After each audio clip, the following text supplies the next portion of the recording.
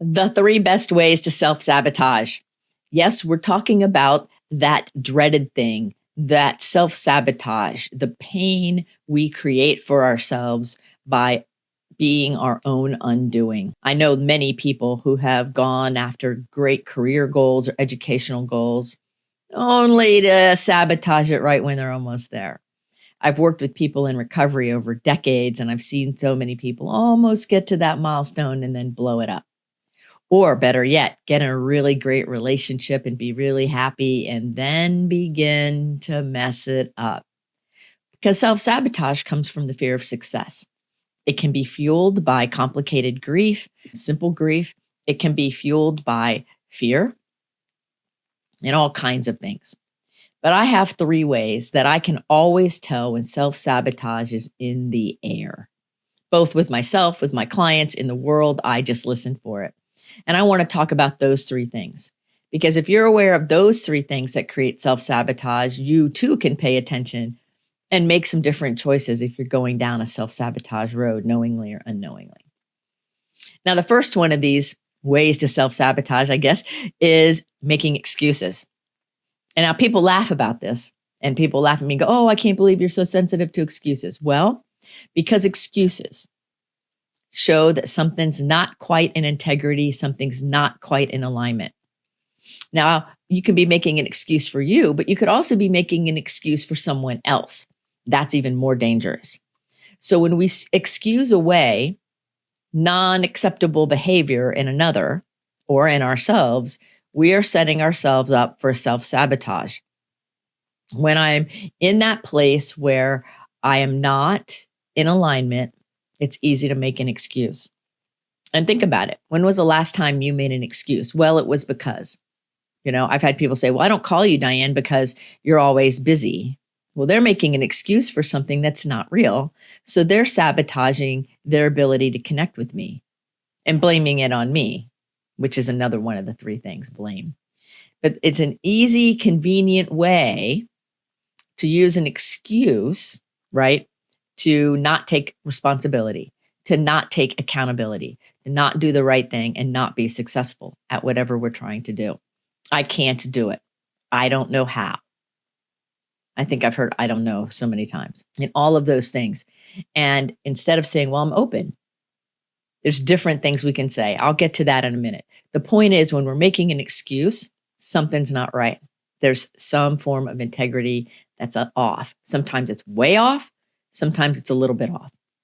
If you find yourself making excuses for other people, watch it.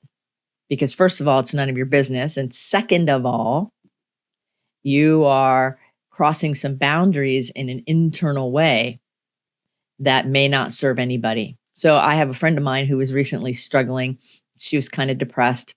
And instead of making an excuse for the state of affairs at her office and her work and the things I knew were going on in her life, and saying, "Well, she's just depressed because of blah, blah, blah." What if I said something like, "Let me be curious about what's going on, because it may not have anything to do with what I think."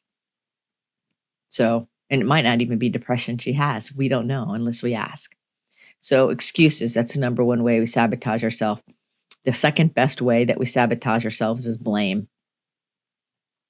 Focusing our attention on something else and holding it allegedly accountable or responsible for whatever it is that's going wrong in our life. Yeah, blame. Blame is a form of self-sabotage. Blame causes all kinds of misinformation, heartache, anger, fear, grief, causes all kinds of separation, disconnection, loneliness. So blaming anyone at all is really out of spiritual alignment. Now, I have some episodes on this show about spiritual principles and leadership and things. You can go listen to those. But the point is that when I am blaming and I'm focusing my finger at you, there's 3 pointing back at me. So everything I say about you or about whatever it is also true in me on some level, or I wouldn't even be noticing it or upset or blaming it about you. Now, that's a hard pill for some people to swallow, and they might argue with me. It doesn't always look the same. "Well, Diane, that person steals and I'm not a thief." Well, what do you think underlines their thievery, right? Maybe it's fear of not getting what they want or not having what they need. And then what I would ask you is, how do you show the fear of not getting what you want or not getting what you need? And it's in there. It just might look different. So it's also true that if I blame someone or myself for something, right? If I blame another person or I blame me, it doesn't make sense to blame because it sets up the dynamic of self-sabotage. It sets up the I'm not going to quite make it. Well, I'm short, so I'll never be able to reach that goal, or I'm too old to do that, or too much time has gone by.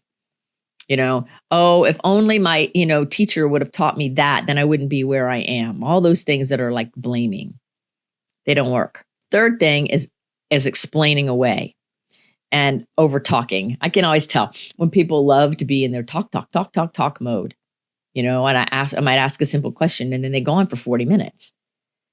Explaining this, explaining that, explaining this, explaining that without being asked for an explanation, or just going on and on and on and on.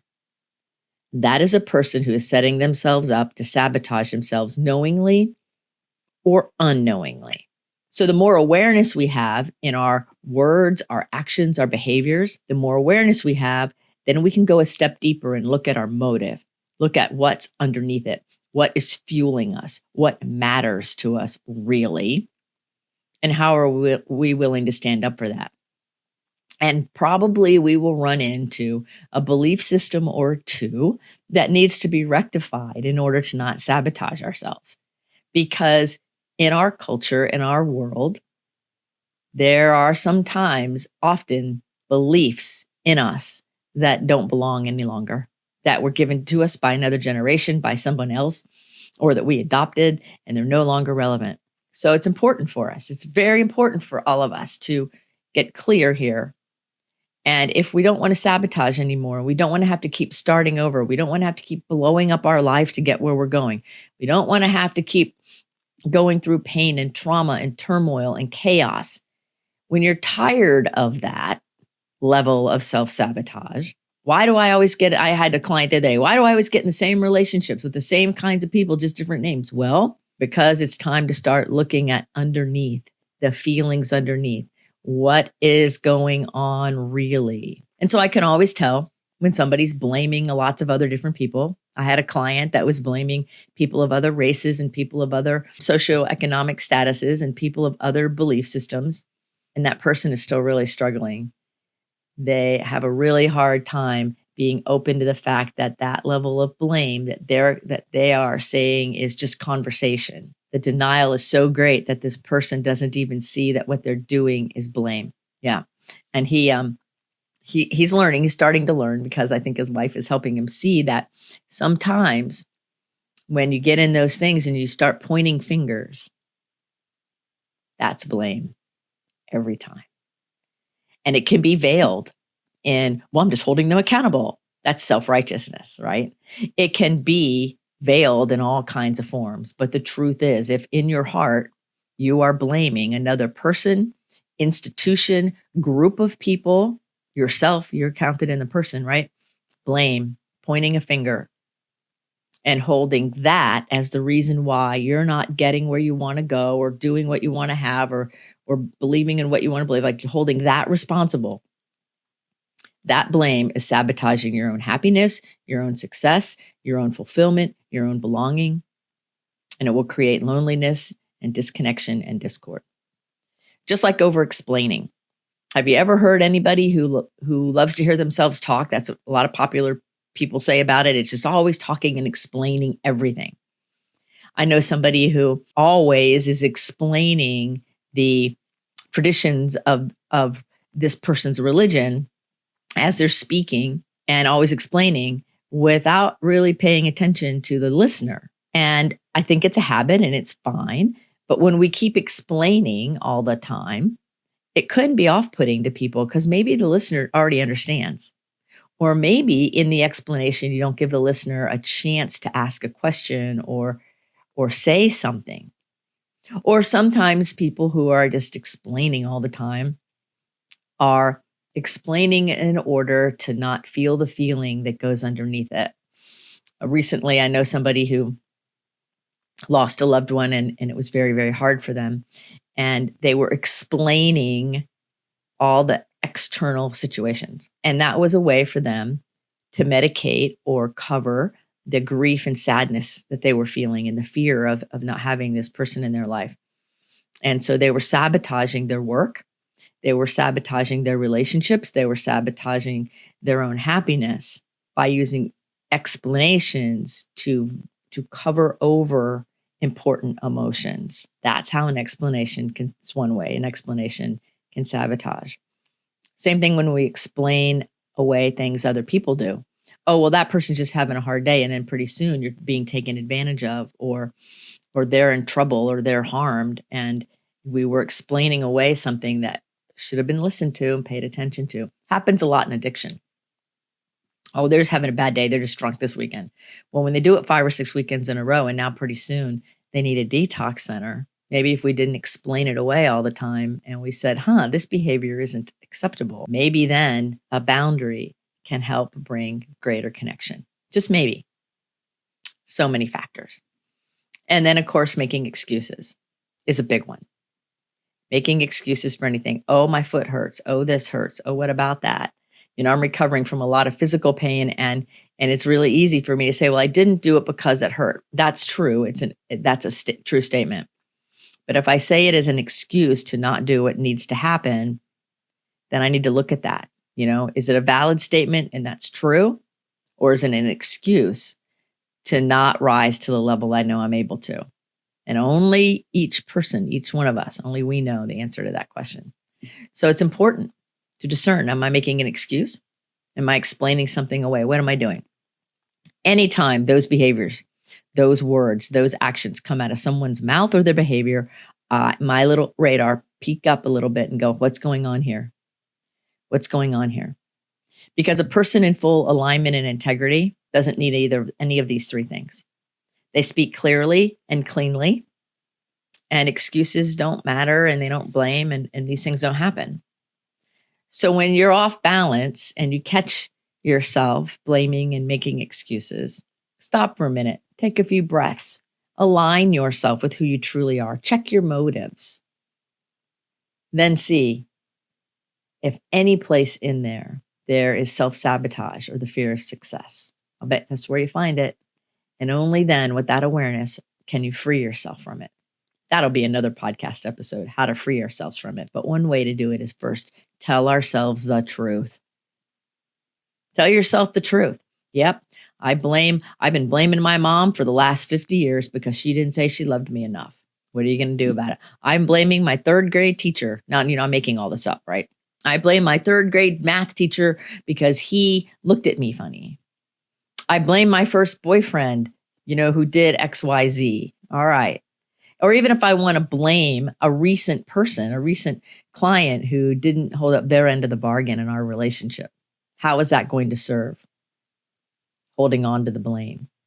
It will sabotage every time. So when we hold on to those things, we're creating a cycle in ourselves that makes it so that we're always just one step away from the goodness, one step away from the goal.